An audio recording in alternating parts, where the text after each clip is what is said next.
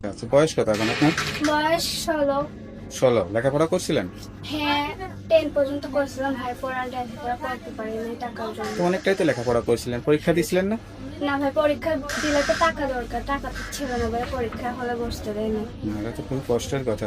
তো এখন কি চিন্তা বা কি আশা করে আসছেন প্রতিবেদনে? আসছি দেখি যদি কোনো একটা ভাই আমার পাশে এসে দাঁড়ায়, আমার হেল্প সহযোগিতা করে, আমি তার সাথে ধরেন যে একটা সম্পর্ক করবো। সুপ্রিয় দর্শক, আসসালামু আলাইকুম। দেশ ও প্রবাসে যে যেখানে আছেন আপনাদের প্রত্যেককেই শুভেচ্ছা জানাচ্ছি। আজকে নতুন একটি প্রতিবেদন দেখতেই পারছেন, আমার সামনে একটি আপু আসছে। আসলে আপুর জীবনে কি হয়েছে চলুন কথা বলে জানার চেষ্টা করি। আপু আসসালামু আলাইকুম। ওয়ালাইকুম আসসালাম। আপু আপনার নাম কি? আমার নাম রোশা। রোশা আপু, কেমন আছেন আপনি? আলহামদুলিল্লাহ ভালো আছি। জি, আল্লাহ ভালো রাখছে। ওনার বাড়ি কোথায়? বাড়ি থাকে না। পরিবারে কে কে আছে? আমি আর আমার ছোট একটা বোন আর আমার নানু। মা বাবা? মা বাবা ছোটবেলায় খেলাধুলা গেছিল। কেন মা বাবা সন্তান ফেলে দিয়ে চলে গেল? ওইটা তো আর জানি না, আমি হয়তো বা বোঝা হয়ে গেছিলাম, নানুর কাছে একবার চলে গেছিলাম। এখন কেমন লাগে? মা বাবার প্রতি কি ঘৃণা হয় নাকি ভালোবাসা আছে এখনো? ভালোবাসা যতই হোক, খেলাধুলা গেলে অতটা ভালোবাসা নাই। নানু যেহেতু আমাদের ছোটবেলা থেকেই পড়ছে, নানুর উপরে ভালোবাসা আছে। নানি আপনার জীবনে সবকিছু? হ্যাঁ। আচ্ছা আচ্ছা, বয়স কত এখন আপনার? বয়স 16। 16। লেখাপড়া করছিলেন? হ্যাঁ, 10 পর্যন্ত করছিলাম ভাই, পড়া লেখাপড়া করতে পারিনি টাকার জন্য। তো অনেকটাই তো লেখাপড়া করছিলেন, পরীক্ষা দিছিলেন না? না ভাই, পরীক্ষা দিলে তো টাকা দরকার, টাকা তো ছিল না ভাই, পরীক্ষা হলে বসতে দেয়নি। এটা তো খুব কষ্টের কথা।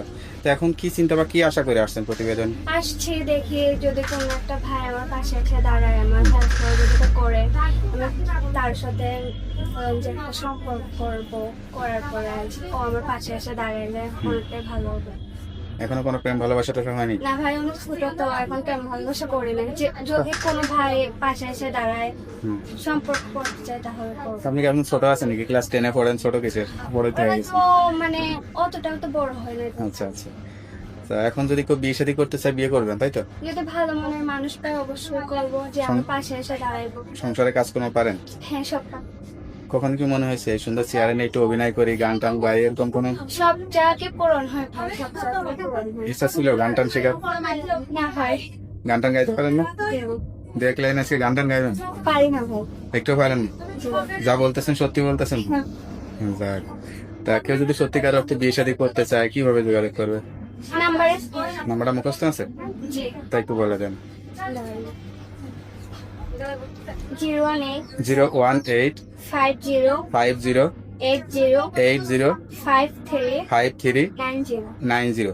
নাম্বারটা খোলা থাকে তো? জি। যাই হোক, নাম্বারটা খোলা রাখবেন আর যত কষ্ট হোক 5 ওয়াক্ত নামাজ কালাম করে আল্লাহর কাছে চাইবেন। তা ভালো থাকেন, দোয়া করি। আসসালামু আলাইকুম। ওয়ালাইকুম আসসালাম।